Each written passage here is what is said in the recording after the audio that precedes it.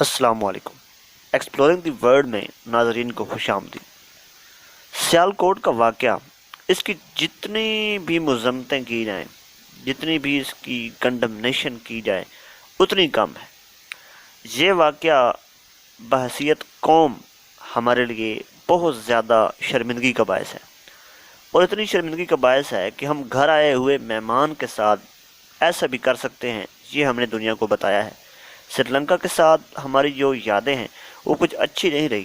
ماضی میں بھی سری لنکن ٹیم پر جو حملہ ہوا تھا اس کے اثرات یہ ہوئے تھے کہ ابھی تک ہم کرکٹ کو بحال کرنے میں پاکستان میں ناکام رہے ہیں۔ انگلینڈ نے آنے سے انکار کر دیا، نیوزی لینڈ کی ٹیم یہاں پر آئی ہوئی واپس چلی گئی۔ ہم پیٹتے رہے کہ یہ سازش ہے، وہ سازش ہے، لیکن نہیں، اگر حقیقت کو دیکھا جائے تو ملک کے جو حالات ہیں وہ کچھ اچھے نہیں ہیں، اور اس کا جو عملی ثبوت ہے وہ یہ سیالکوٹ کا واقعہ ہے کہ کیسے ایک سری لنکن مینیجر کو، ایک سری لنکن شہری کو جو کہ بیچارہ یہاں پر اپنا روزگار کمانے کے لیے آیا ہوا تھا، اس کو کیسے انہوں نے مار دیا اور بے دردی سے مارا۔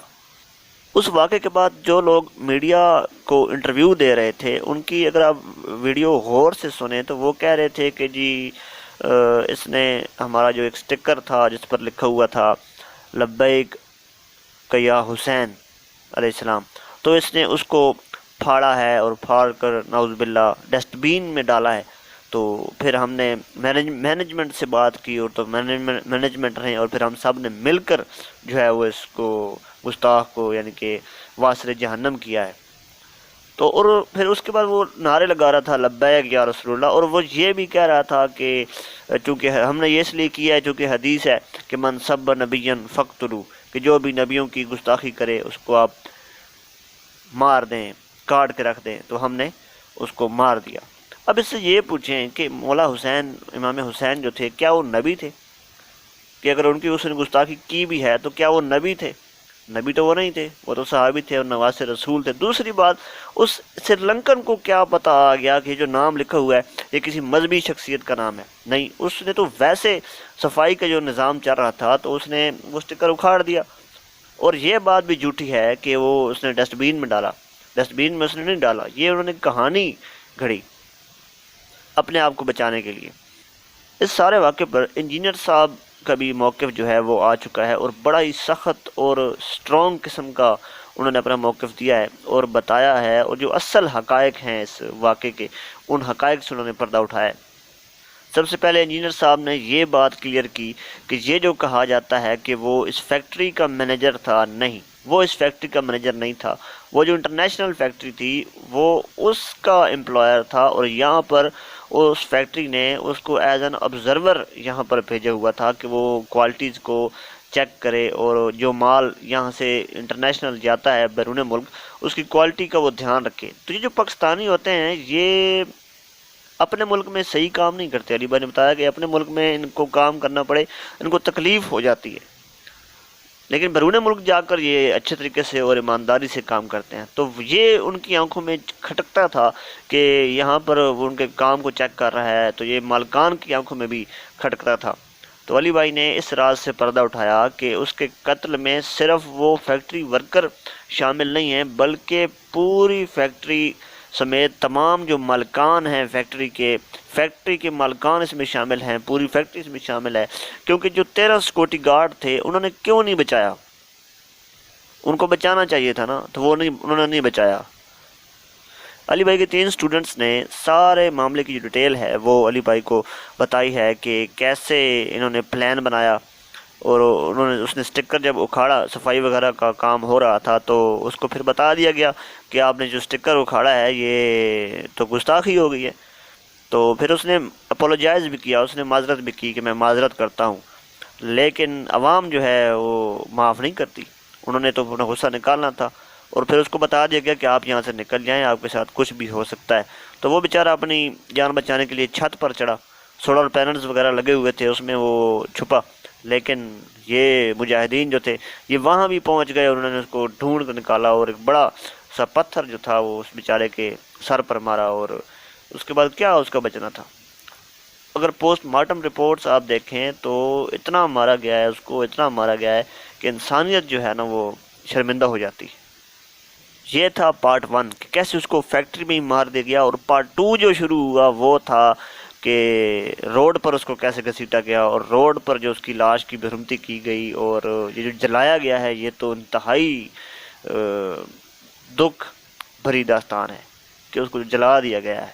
علی بھائی نے حدیث بیان کی کہ جس کا مفہوم یہ تھا کہ آگ کا جو عذاب ہے نا وہ صرف اللہ کے لیے خاص ہے، آگ کا عذاب صرف اللہ رب العزت دے سکتے ہیں جس کو بھی دینا ہو، انسانوں کا یہ اختیار نہیں ہے کہ وہ کسی کو بھی کسی بھی بات پر جلا دیں، خاص کر توہین مذہب کے معاملے پر جلانا جو ہے یہ عذاب اللہ کے ساتھ خاص ہے۔ تو یہ جلانا جو تھا اس کو جو جلایا گیا ہے یہ بھی اسلام کے خلاف تھا، اسلامی قوانین کے خلاف تھا، اسلامی شریعت کے خلاف تھا کہ اس کو جلا دیا گیا۔ اور اس سے بڑی بات کہ جب اس کی لاش ڈیڈ باڈی جل رہی تھی، سیٹ آن فائر تھی، تو بے حس لوگ اس کے ساتھ پکچرز لے رہے تھے، اس کے ساتھ سیلفیاں لے رہے تھے، اور اپنے آپ کو جو ہے نا وہ بڑے عاشق رسول ہونے کا وہ ثبوت دے رہے تھے۔ تو یہ بھی بہت بڑی غلط بات تھی۔ اب یہ جو تاثر ہے کہ اسلام امن کا دین ہے، اسلام شانتی کا دین ہے، تو جو وہ سری لنکن شہری قتل ہوا ہے اس کی فیملی کو، اس کے چھوٹے بچے کو اگر کوئی بتائے کہ اسلام جو ہے وہ بڑا پرامن دین ہے تو کیا وہ مانیں گے؟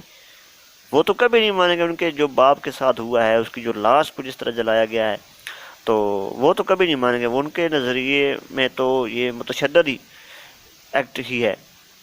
اس کے بعد علی بھائی نے گورنمنٹ سے یہ بھی اپیل کی کہ جو 295C ہے اس میں آپ ایک امینڈمنٹ کریں۔ میں اس قانون کے خلاف نہیں ہوں، لیکن اس میں ایک شک اور ڈالی جائے کہ جو اگر گستاخ توبہ کر لے، معافی مانگ لے، اپولوجائز کر لے، تو اس کو معافی بھی دے دی جائے، کیونکہ اللہ جب معاف کر سکتا ہے اپنے گستاخوں کو جو اللہ کے ساتھ شرک کرتے ہیں، جب اللہ ان کو معاف کر سکتا ہے تو اسلام میں تو توبہ کا دروازہ موت تک جو ہے وہ بند نہیں ہوتا۔ آپ صحابہ کرام کی زندگیاں اٹھا کر دیکھیں۔ حضرت عمر رضی اللہ تعالیٰ عنہ آپ وسلم کو شہید کرنے جا رہے تھے۔ حضرت خالد بن ولید رضی اللہ تعالیٰ عنہ نے آپ وسلم کے دندان مبارک جو غزوہ احد میں شہید ہوئے تھے وہ ان کے ذمہ دار تھے، لیکن نبی علیہ السلام نے فتح مکہ کے موقع پر سب کو معاف کر دیا۔ تو معافی بھی جو ہے نا یہ ایک بڑی اہم چیز ہے۔ جب ایک شخص توبہ کرتا ہے اور اپنی اصلاح کر لیتا ہے تو اس کو معاف بھی کر دینا چاہیے، لیکن انجینئر صاحب نے بتایا کہ عوام جو ہے نا وہ معاف نہیں کرتی، عوام کبھی بھی معاف نہیں کرتی۔ حکومت معاف کر دے، عدالت معاف کر دے، عوام جو ہے وہ نہیں معاف کرتی۔ اللہ معاف کر سکتا ہے لیکن عوام کسی بھی چیز کو، کسی بھی واقعے کو وہ معاف نہیں کرتی۔ عوام اپنی جہنم پکی کرنے کے لیے اس کو جنت میں بھیج کر ہی رہتی۔ ویڈیو کے اینڈ پر انجینئر صاحب نے یہ بھی بتایا کہ اس کی جو سزا ہے وہ بڑی سخت قسم کی ہونی چاہیے، ایسی سزا ہونی چاہیے جس سے تمام لوگوں کو عبرت حاصل ہو اور آئندہ یہ کام کوئی بھی نہ کرے۔ انہوں نے بتایا کہ آنکھ کے بدلے آنکھ، کان کے بدلے کان، ہر عضو کے بدلے عضو، جو تکلیف اس بیچارے کو دی گئی ہے وہی تکلیف ان کو دی جائیں، ان کو سرعام جو ہے وہ سزا دی جائے، اعلانیہ سزا ہو، اور ایک مسلمانوں کا گروہ جو ہے وہ اس کو واچ کر رہا ہو، دیکھ رہا ہو، تاکہ عبرت حاصل ہو کہ ایسا واقعہ آئندہ بھی کسی کے ساتھ نہ ہو۔ بہرحال مذمت تو بہت چھوٹا لفظ ہے، لیکن ہم مذمت ہی کرتے ہیں اور شدید قسم کی مذمت کرتے ہیں ایسے واقعے کی۔ یہ پاکستانی سوسائٹی کی ایک ٹرو پکچر نہیں ہے، یہ اصل پکچر نہیں ہے، یہ فیک پکچر ہے، لیکن یہ ایک تلخ حقیقت ہے۔ اگلی آنے والی ویڈیو میں ہم آپ کو بتائیں گے کہ اس سارے واقعات، یہ جو ہوا ہے، جو سارا واقعہ ہوا ہے، اس میں ہمارے مذہبی جو علماء ہیں، اس میں جو مدارس ہیں، اس میں جو فرقے ہیں سارے، اور مولوی جو ہیں، ان کا کیا کردار ہے، یہ کتنے حد تک ذمہ دار ہیں، مذہبی جماعتیں کتنی حد تک ذمہ دار ہیں۔ اگلی ویڈیو میں ہم آپ کو اس کے بارے میں بتائیں گے۔ دوستو یہ تھی ہماری آج کی ویڈیو۔ اگر آپ کو ویڈیو اچھی تو میں نہیں کہتا، لیکن پسند آئی ہو تو لائک کر دیں، چینل کو سبسکرائب کر دیں، ویڈیو کو زیادہ سے زیادہ شیئر کریں، اور کامنٹس میں بھی اپنی رائے کے بارے میں ہمیں ضرور آگاہ کریں۔ السلام علیکم۔